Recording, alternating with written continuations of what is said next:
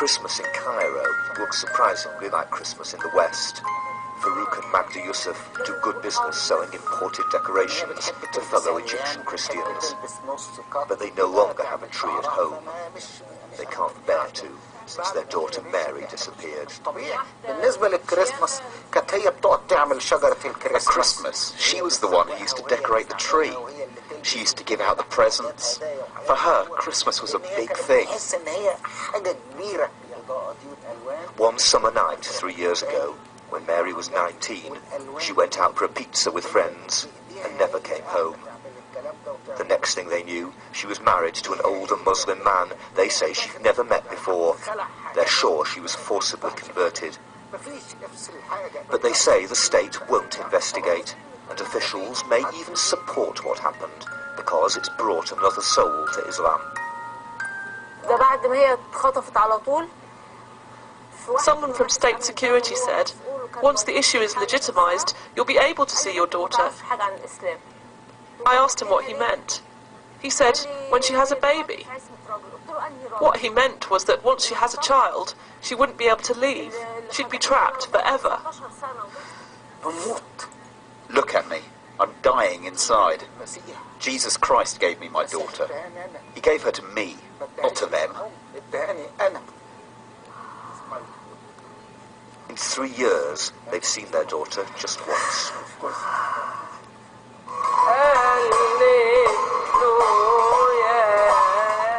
Coptic Christianity in Egypt is a faith much older than Islam. But many of its 8 million or so followers, a tenth of the population, feel increasingly beleaguered in an overwhelmingly Muslim society. The government's to blame because education is Islamic. They force children to memorize the Quran. The media imposes Islamic ideas and traditions. And if a Muslim man harasses a Christian girl and she reports it at a police station, no action will be taken. The police will even harass her themselves. His congregants believe the state turns a blind eye as Christian girls are kidnapped or lured into Muslim marriages. Monica, not her real name, too scared to show her face, says it happened to her 3 years ago after she was tricked into taking a lift. On the 17th of August, they declared me a Muslim, and a couple of days later a marriage contract was drawn up in a car. I refused to sign or give a thumbprint. Then I was taken to a flat. One of the men there, a sheikh, tied me up and... She can't bring herself to say that she was raped, but she does describe the consequence. They took me to a hospital as I was bleeding severely.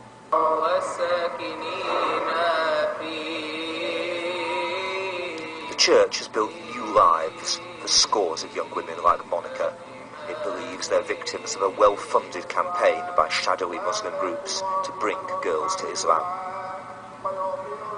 Attempts to investigate usually meet a wall of silence or denial. Alleged victims say they're afraid to confront or name perpetrators. In fact, some stories probably hide a shameful romance between a Christian girl and a Muslim boy. But all the alleged victims are now trapped because regardless of why a Christian left his or her faith, the state makes it almost impossible for them to return. Conversion to Islam is easy, but thousands of Egyptians who converted to Christianity or reverted to it are refused permission to register as Christians on their ID cards, where religion must be stated. And that can ruin a life.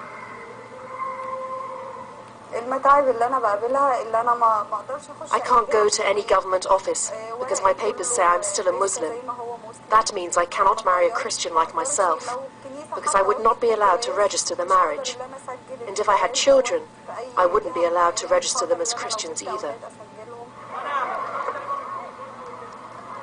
Rubbish is the stock in trade of many of Monica's fellow congregants.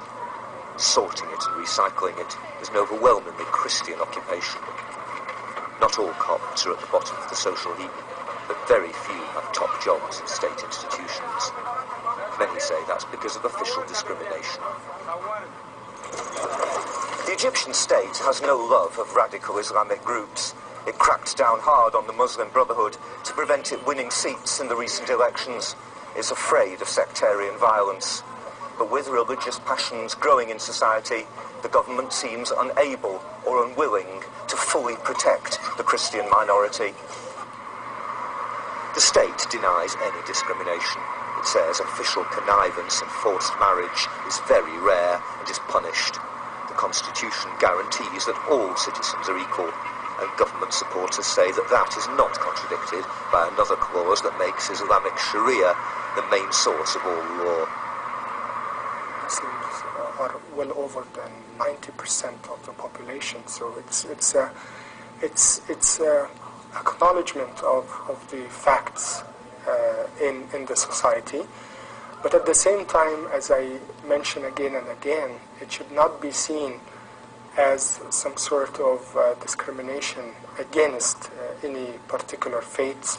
Maybe the state itself doesn't initiate Islamization, but it keeps its eyes shut in front of a strong Islamization trend which invades the society. Magda Kaiser, an Egyptian Christian, weeps over her missing daughter, Mary. She was our only daughter, so we spoiled her. She got whatever she wanted, but she was very shy.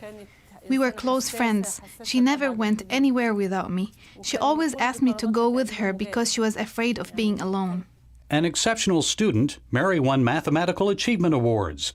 At the age of 19, she entered university to study pharmacology. That's where she befriended a Muslim classmate.